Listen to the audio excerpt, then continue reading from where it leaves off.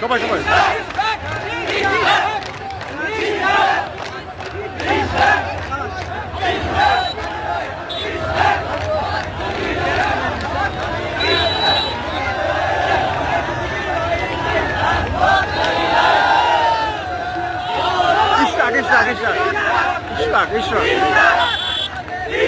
Right.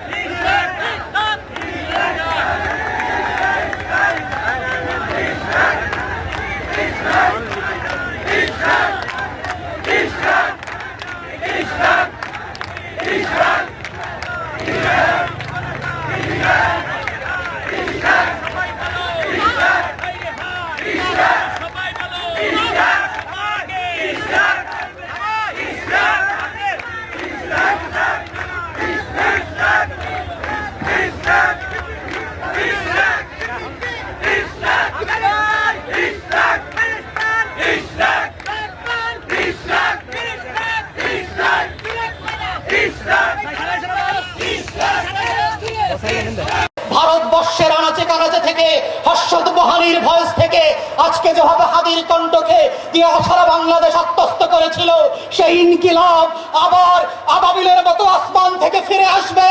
ইনকিলাব ইনকিলাব ইনকিলাব ইনকিলাব ইনকিলাব ইনকিলাব। শুধু ইতিহাস থেকে মনে করিয়ে দিতে চাই বাংলাদেশের ৭১-এর আজাদির লড়াইটা কিভাবে ভারত গ্রাস করেছিল এবং সেই নায়ক এবং খলনায়কগুলো কারা ছিল। আমরা সুস্পষ্টভাবে জানি যে আমাদের সীমান্তের ওপারে যারা আছে তারা কখনোই আমাদের বন্ধু না এবং বন্ধু ছিল না।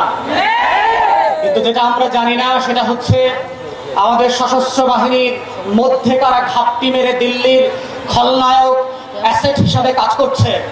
আমরা যেটা জানি না সেটা হচ্ছে আমাদের ডিজিএফআই, এনএসআই, এসবি, ডিবি থেকে শুরু করে রাষ্ট্রের আমলাতন্ত্রের মধ্যে নখরে নখরে কারা কারা বাংলাদেশকে প্রত্যেক দিন বিক্রি করে দেওয়ার জন্য কাজ করছে। সোশ্যাল মিডিয়াতে আমরা শুক্রবার থেকে জানি যে কে কে এই শুটিং এর সাথে জড়িত। তারা ময়মনসিংহ থেকে সীমান্ত ক্রস করে ওই পারে চলে যাবে। গারো পাহাড়ের এক ফিলিপ নামে ছেলের কথা বললাম, কিন্তু আমাদেরকে সোশ্যাল মিডিয়াতে জানানো হলো এই শুটার নাকি সিলেটে যাবে। তারা জানিয়ে পুরো জাতির দৃষ্টি পরিবর্তন করেছে। আমাদের সংস্থাগুলো 40 মিটার নিচ থেকে নাকি বিএনপি জামাত ধরতে পারত এক সময়। মাটির নিচ থেকে নাকি তারা মাইক্রোস্কোপ দিয়ে জাতীয় শত্রু এবং পাকিস্তানের গোলামদেরকে নাকি তারা ঘরে বের করতো। তাহলে আজকের সেই মাইক্রোস্কোপ গুলা কোথায়? আপনাদের 40 মিটার বাবার ফিতা কি নষ্ট হয়ে গেছে কিনা? যারা আজকে বাংলাদেশের ভিতরে বসে আমার আজাদির লড়াইকে ধ্বংস করে দিয়েছে, ৭১-এর পরেও আমরা দেখেছি বাংলাদেশে কিভাবে স্বাধীনতাকামী মুক্তির লড়াইয়ের সৈনিকদেরকে ব্রাশফায়ার করে 30,000 40,000 মানুষকে এই আওয়ামী মুজিববাদীরা হত্যা করেছে।